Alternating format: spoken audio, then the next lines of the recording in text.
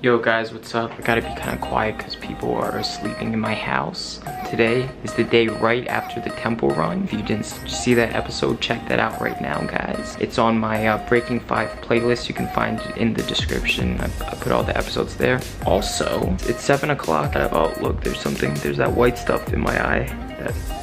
What is that? It's like always like in the morning, there's like that stuff. I don't know what that is.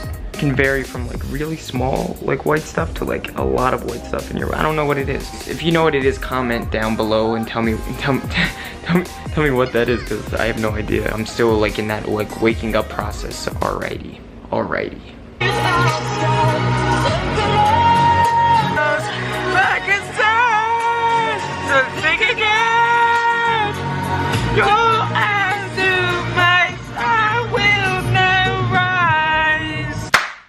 Yo guys, what's up? How you doing? It's time for a talk about training that I'm currently doing for my running. So we're gonna talk about this now. Let me take a seat, one sec.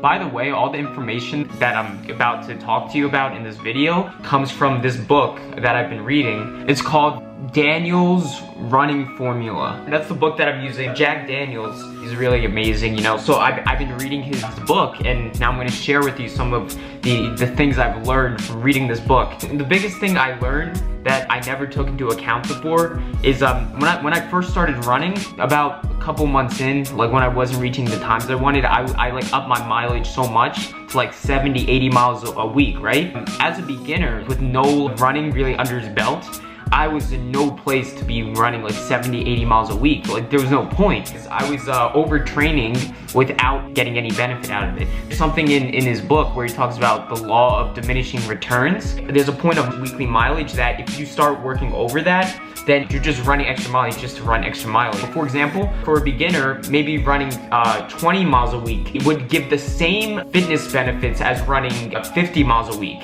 So just because you like double the mileage doesn't necessarily mean you're gonna get double the fitness benefits, you know?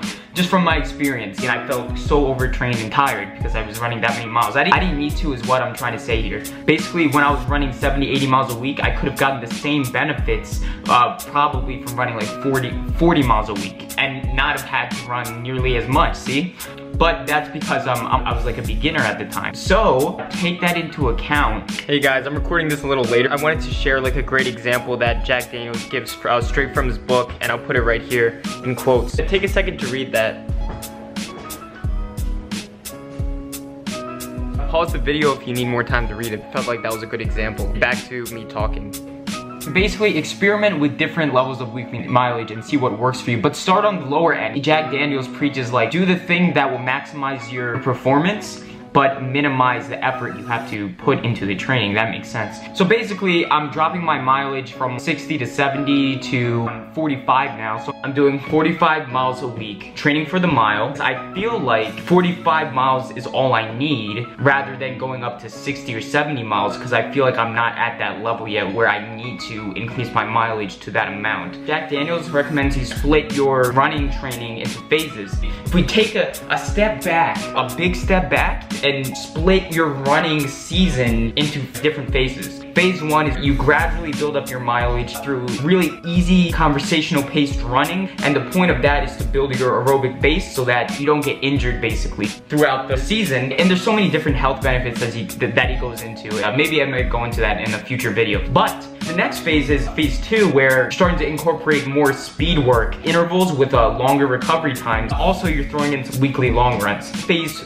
3. Let me tell you about phase 3, when you start incorporating more of those VO2 max workouts, which is where you're gonna be while you're racing. Then phase 4, I might be getting this wrong, but I'm pretty sure he's kind of tapering back a little bit. He incorporates some repetition work too, so that you can maintain the speed that you built up previously in phase 2 of the training season. That was a lot for me to say, and also a lot for you guys to take in about the running. But basically, start off with the slower runs at the beginning of your season, getting harder and harder with your sessions going up to race day. The Jack Daniels book is definitely helping me learn more about running and about like planning my own training regime. So what I think I'm gonna do, since I've already been like training for like 8 weeks now, this is what I'm gonna do. Next week, I'm gonna do a Jack Daniels phase 2 type training, repetition work, and a long run. Basically, I'm gonna be doing workouts whose purpose is to improve my raw speed. Then, after that week, for the next 3 weeks, I'm gonna do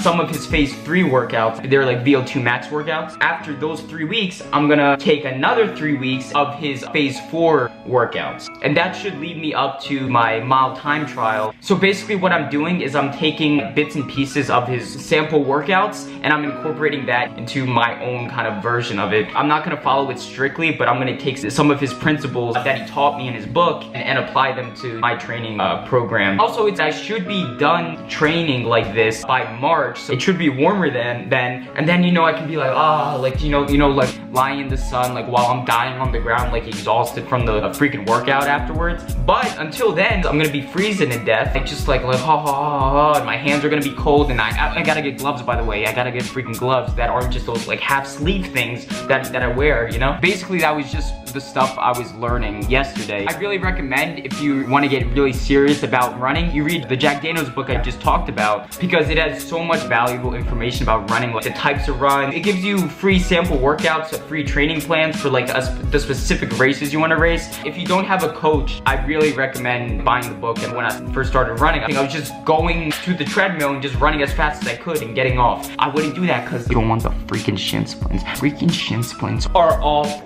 I'm done talking about that now. That concludes today's video. You can just click off the video right now, which is probably what you're gonna do because the video's over, or you already clicked off it because the video was long and boring. I have something really important to say. Goodbye.